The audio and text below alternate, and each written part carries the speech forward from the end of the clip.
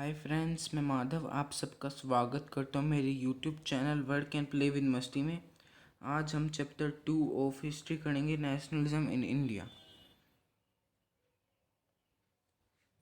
ये पहले पैराग्राफ में यूरोप के बारे में बताते हैं बस कि कैसे उन्होंने नेशन स्टेट फॉर्म किया था।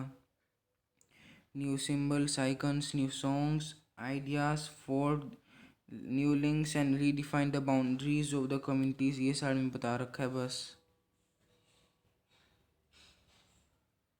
इंडिया में जैसे अदर कॉलोनीज में ग्रोथ हुई, modern nationalism in connected to the anti colonial movement.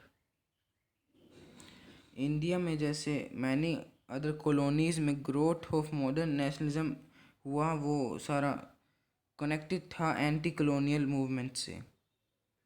जैसे ब्रिटिशर्स आ रखे हैं ना, वो कॉलोनियल रूल कह देते हैं, कॉलोनियलिज्म। इसमें से कुछ याद नहीं करना है, ये ऐसे टाइम पास है, इंट्रोडक्शन है चैप्टर का बस।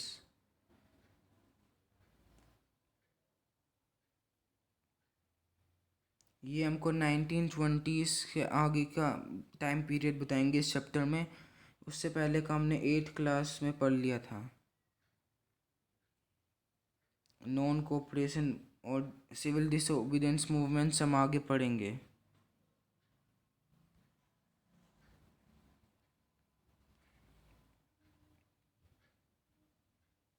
ये आगे हमारा पहला topic, the first world war, Khilafat and non cooperation. इसमें वर्ल्ड वार के बारे में कुछ समझेंगे, खलीफत मूवमेंट और non cooperation movement. First world war जो 1914 से 1918 तक चला था।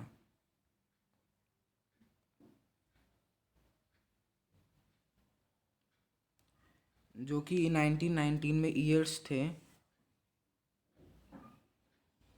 उसमें बहुत ही नेशनल मूवमेंट स्प्रेड हुआ था, नए नए एरियाज़ में, नए नए सोशल ग्रुप्स में, और डेवलप कर रहे थे new modes of struggle.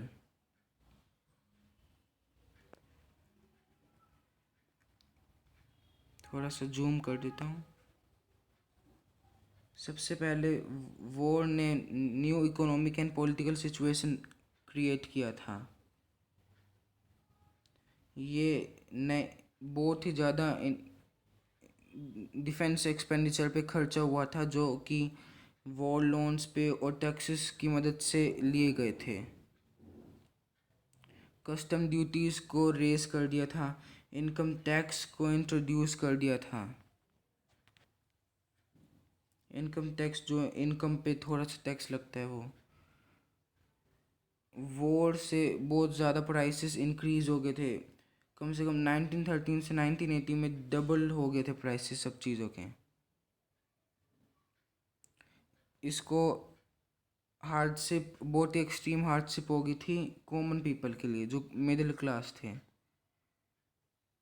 Villages से सोल्जर्स, बहुत सारे लोगों को सोल्जर्स के रूप में भेजा गया वर्ल्ड वॉर लड़ने के लिए। उनको फोर्स किया गया रिक्रूटमेंट के लिए इन रूरल एरियाज, जिसकी वजह से बहुत ही ज़्यादा एंगर चला हो गया वहाँ, वाइड स्प्रेड एंगर वहाँ पे आ गया।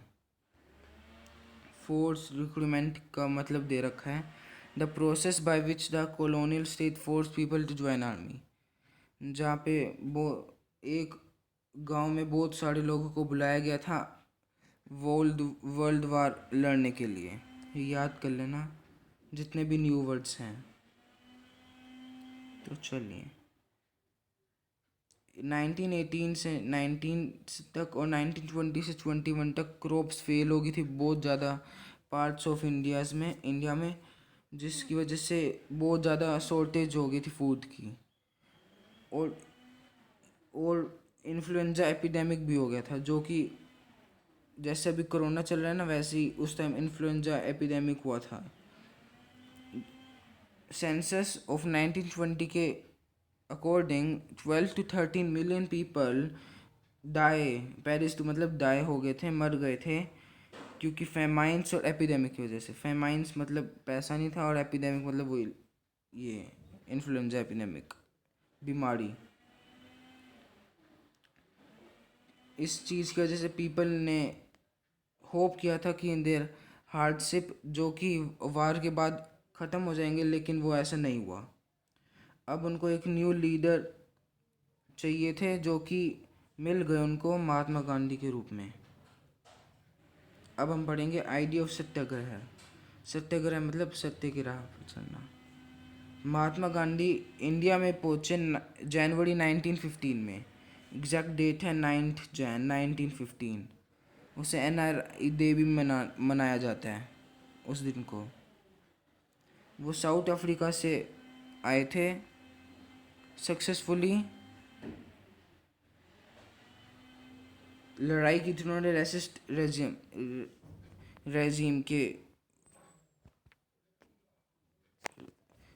के अगेंस्ट में। रेसिस्ट रेजिम जो साउथ अफ्रीका में चल रहा था उस वक्त, उसके अगेंस्ट लड़ के आए थे, लेकिन उसने सफलता नहीं मिली थी। इसमें लिखा है सक्सेसफुल, लेकिन वो हुआ नहीं था। उनको ब्रिटिश ने भगा दिया था क्योंकि वो बहुत ही सक्सेसफुल लड़ाई कर रहे थे। उनका बहुत ही नोवल मेथड था, मास एगिटेशन था, जो कि आंदोलन किया था बहुत सारे लोगों ने, और उसको सत्याग्रह कहने लग गए थे। द आइडिया ऑफ सत्याग्रह ने पावर ऑफ ट्रुथ और need to search for truth को एम्फसाइज किया था। सच के राह पर चलना और सच को ढूंढने पे एम्फसाइज करता था ये सत्याग्रह है। ये सजेस्ट करता था कि जो ट्रू है वो स्ट्रगल अगेंस्ट इनजस्टिस है, और फिजिकल फोर्स नेसेसरी नहीं है ओप्रेसर के खिलाफ। ये बताता है, सत्याग्रह बताता है कि अगर हम सच्चे हैं और अगर हमको इनजस्टिस के खिलाफ लड़ाई करनी है तो हमको कोई फिजिकल फोर्स नहीं चाहिए होगा ओप्रेसर से फाइट करने के लिए।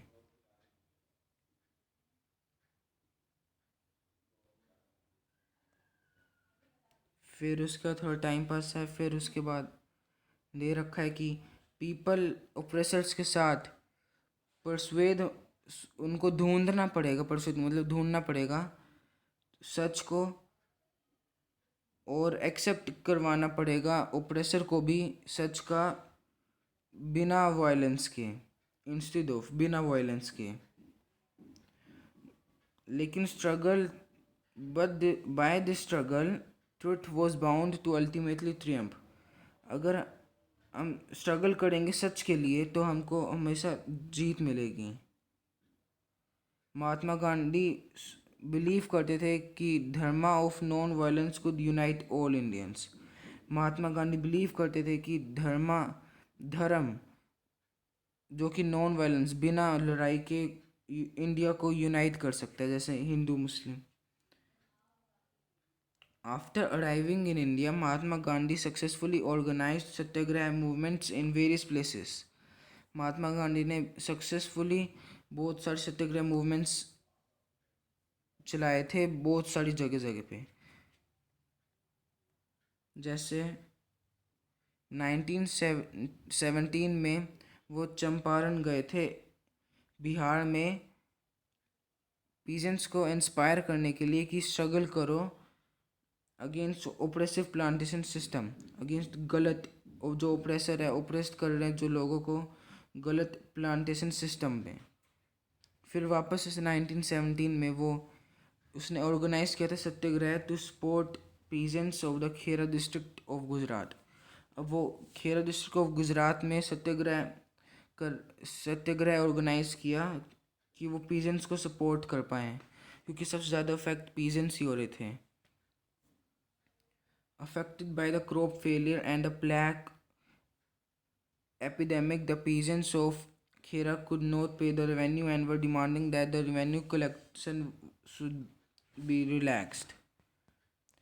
अब जो खेरा में डिस्ट्रिक्ट ऑफ गुजरात में वो पीजेंट्स को सपोर्ट करने गए थे क्योंकि क्रॉप फेल हो गई थी, और एक और एपिडेमिक आ गई थी। जैसे पहले एक आपको बता देता हूँ,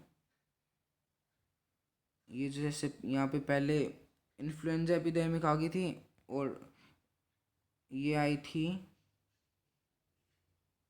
एपिडेमिक इस टाइम के बीचों बीच। और ये प्लेग आ चुकी है अब, इस टाइम पे प्लेग आ गई है। प्लेग एपिडेमिक 1917 में, उससे पहले ही आई थी। अब वो क्रॉप फेलियर और प्लेग एपिडेमिक की वजह से पीजेंट्स ऑफ खेरा रेवेन्यू पे नहीं कर पा रहे थे, तो उनका डिमांड था कि रेवेन्यू कलेक्शन भी रिलैक्स, मतलब रेवेन्यू अभी नहीं देंगे, बाद में दे देंगे।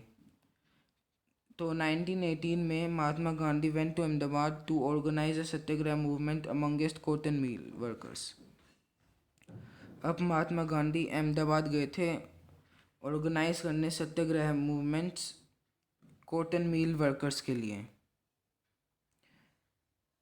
उनको भी बहुत ही कम पेमेंट मिल रही थी, इसलिए कॉटन मिल वर्कर्स के लिए गए थे वो 1918 में अहमदाबाद। अब वो 1917 में दो सत्याग्रह मूवमेंट्स की और एक 1918 में भी किया। ये 3 सत्याग्रह मूवमेंट्स एक्सप्लेन करने आ सकते हैं पेपर में बोर्ड के, तो तैयार कर लेना। चलिए अब पढ़ेंगे रॉलेट एक्ट।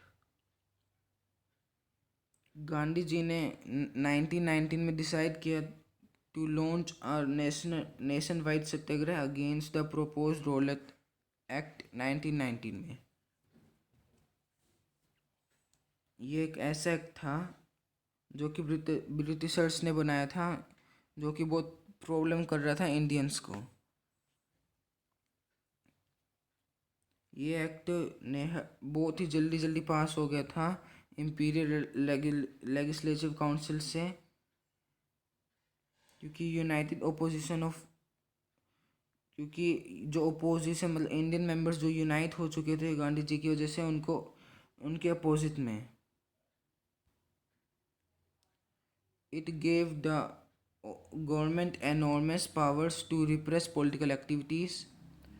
गवर्नमेंट को बहुत ज़्यादा पावर्स दे दी थी, जो अभी आगे पढ़ेंगे हम, जिससे पॉलिटिकल एक्टिविटीज़ रिप्रेस हो गई थी। और पॉलिटिकल प्रिजनर्स, वो पॉलिटिकल जो एक्टिविटीज़ कर रहे थे उनको जेल में डाल दिया था बिना किसी कोर्ट जजमेंट से 2 सालों के लिए। महात्मा गांधी को भी इसकी वजह से डाल दिया था जेल में, क्योंकि उन्होंने हड़ताल की थी यहाँ 6 अप्रैल में, ये याद कर लेना डेट। रैलीज को ऑर्गेनाइज किया था बहुत सारी सिटीज़ में। वर्कर्स स्ट्राइक पे चले गए थे। Railway worker shops close down. अब रैलीज ऑर्गेनाइज हो चुकी थी बहुत सारी सिटीज़ में। स्ट्राइक वर्कर्स स्ट्राइक करने चले गए थे रेलवे वर्कशॉप्स पे, और शॉप्स बंद हो गई थी। Alarmed by the popular upsurge and scared that lines of communication such as the railway and telegraph would be disrupted, the British administration decided to clamp down on nationalists. ये बकवास line है, कुछ नहीं आएगा इससे। Local leaders were picked up from Amritsar and Mahatma Gandhi was barred from entering Delhi. Local leaders को अमृतसर से उठा लिया था और जेल में डाल दिया था, और महात्मा गांधी को रोक दिया था दिल्ली में एंटर करने से, दिल्ली में जाने नहीं दिया था।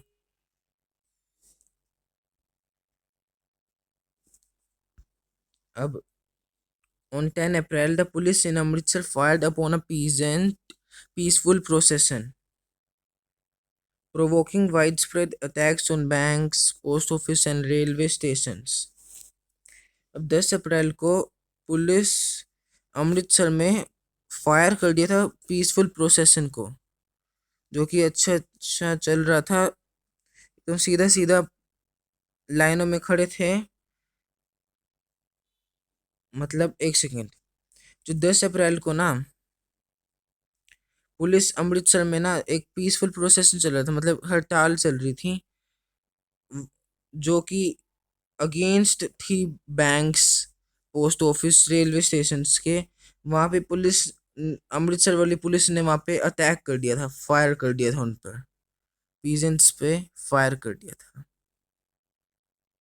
उसके बाद मार्शल लॉ इम्पोज हो गया था और जनरल डायर ने कमान ले ली थी। मतलब मार्शल ने एक लॉ बनाया था, उसे इम्पोज कर दिया था, जो कि हम आगे पढ़ेंगे।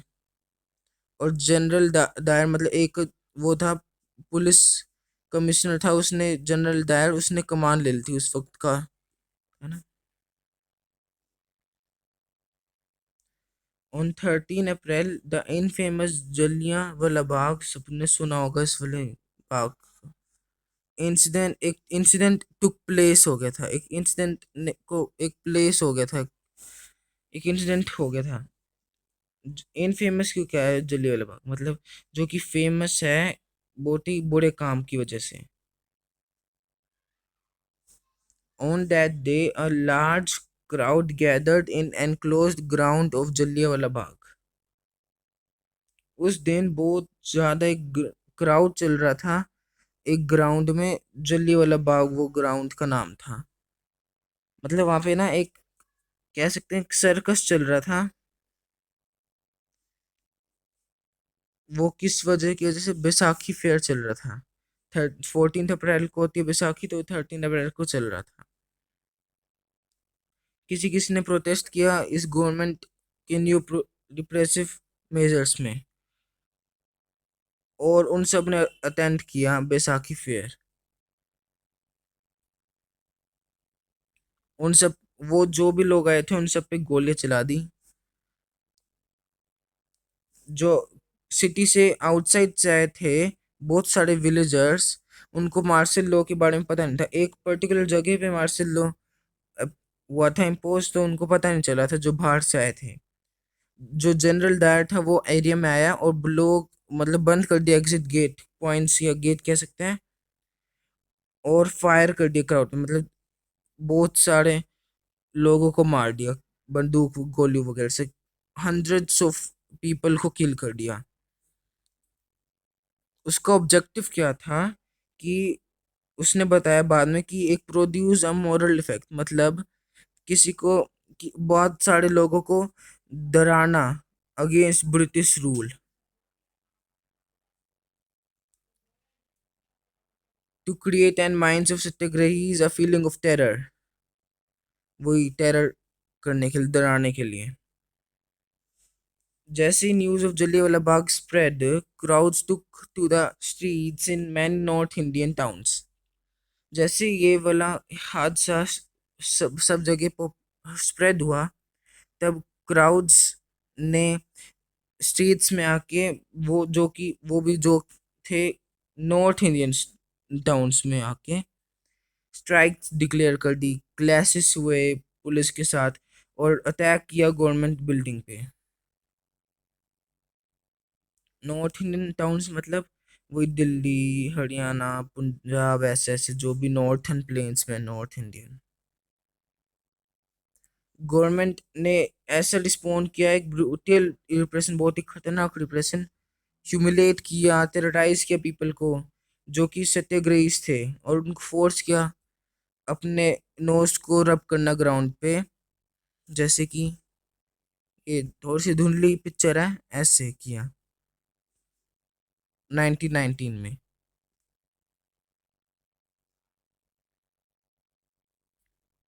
तो कहाँ थे हम?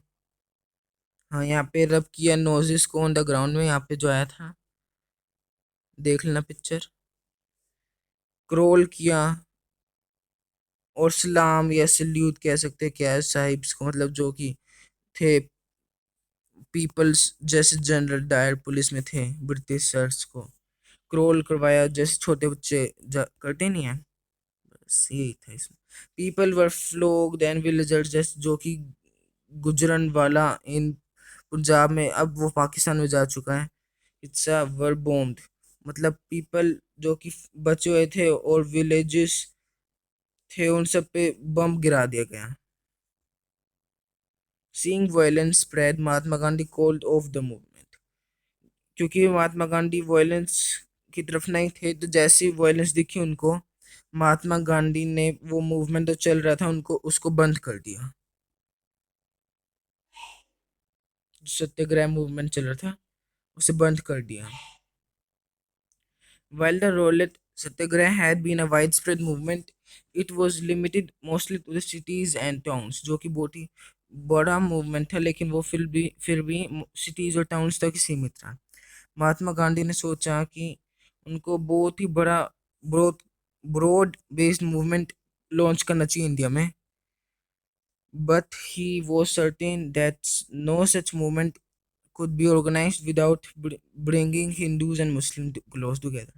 अभी खलीफत वाला स्टार्ट होने हो रहा है पहले, ठीक है।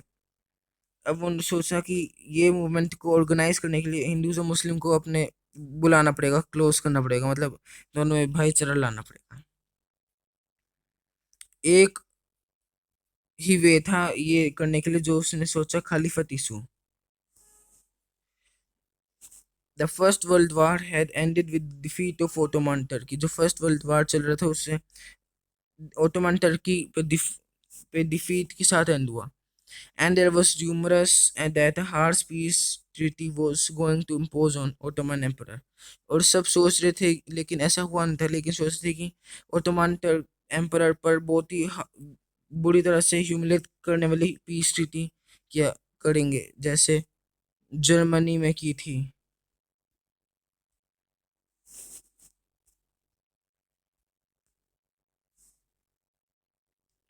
जो कि स्पिरिचुअल हेड थे खलीफा ऑफ इस्लामिक वर्ल्ड के खलीफा। उसने डिफेंड किया Khalifa's temporal power. A Khilafat committee was formed in Bombay in March 1990। कुछ करने की जरूरत नहीं है। As young generation of Muslim leaders like brothers Muhammad Ali and Shaukat Ali began to discussing with Mahatma Gandhi about the possibility of a united mass action on the issue।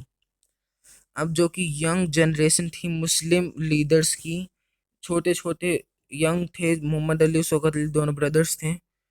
उन्होंने महात्मा गांधी से discuss किया एक possibility of united mass action on the issue, मतलब जो Muslim और हिंदू एक हो जाए उसमें। Gandhi ji saw this an opportunity to bring Muslims under the umbrella of a united nation movement. Gandhi ji को ये अपॉर्चुनिटी मिल गई कि वो भी सोच रहे कि हिंदू मुस्लिम साथ होना चाहिए, तो अपॉर्चुनिटी मिल गई कि दोनों एक साथ हो जाए। At the Calcutta session of the Congress in September 1920, he convinced other leaders of the need to start a non-cooperation movement in support of Caliphate as well as for Swaraj। अब जो कैलकाता में सेशन हुआ था कांग्रेस का, सितंबर 1920 में, date याद कर लेना।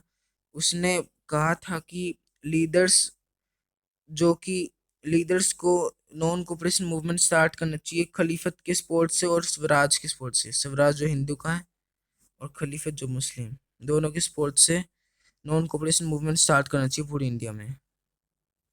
नॉन कोऑपरेशन मूवमेंट क्या है?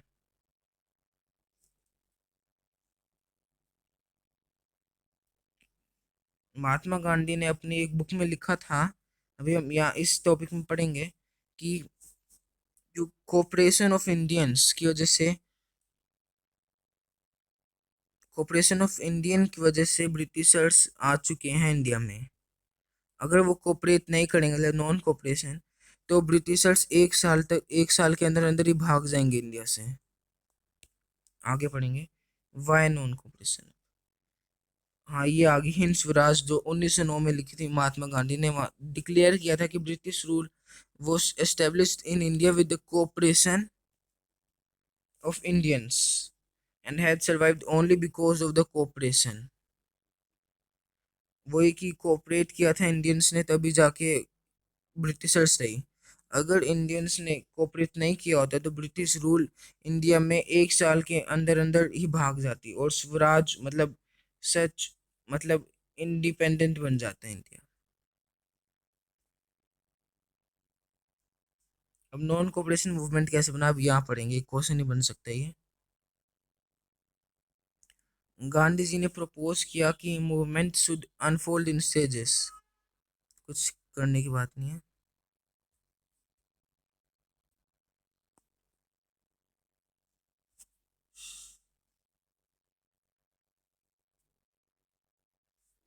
अब गांधी जी ने डिक्लेयर किया कि सरेंडर कर देना, जो टाइटल्स गवर्नमेंट ने दिए थे इंडियंस को, जैसे मेडल्स वगैरह दिए थे उनकी जीत पे, civil services, army, police, courts and legislative council, schools and foreign goods. मतलब जैसे फॉरेन गुड्स को जला दिया, बच्चे स्कूल से बाहर निकल जाएं, गवर्नमेंट स्कूल से बाहर निकल जाए, लेजिस्लेटिव काउंसिल्स को ना देखा जाए, मतलब ना कुछ किया जाए, कोर्ट्स को भी नहीं, आर्मी पुलिस की कोई सहायता ना ली जाए। बॉयकॉट याद कर लेना, पेपर में आ सकती है। ठीक है।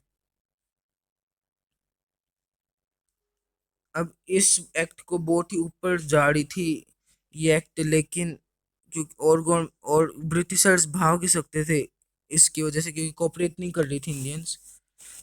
अब लेकिन उनकी तो आदत है कुछ अपने आप को वो करना, क्या बोलते हैं, मतलब अपने आप से जीतना, हर वक्त जीतते रहना। तो फिर इस केस में गवर्नमेंट ने रिप्रेशन किया, मतलब वो- उसके ऊपर दबाव डाला, और सिविल डिसोबीडियंस कैंपेन लॉन्च हो गए फिर, क्योंकि जब गवर्नमेंट ने रिप्रेस करने लग गए इंडियंस को, फिर एक सिविल डिसोबीडियंस कैंप भी साथ में लॉन्च हो गया महात्मा गांधी के से। सिविल डिसोबीडियंस कैंप 1920 के समर में महात्मा गांधी, शौकत अली, जो कि भाई थे ना, उनमें से एक शौकत अली मोबिलाइज कर रहा था, अपनी तरफ कर रहा था पब्लिक सपोर्ट को फॉर दिस मूवमेंट। ठीक है। Many within the Congress were, however, concerned about the proposals.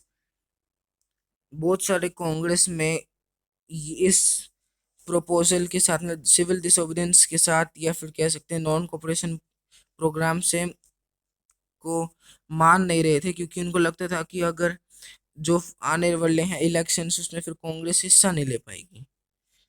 They were reluctant to boycott the council, वो जो ऊपर डेफिनेशन थी याद कर लेना।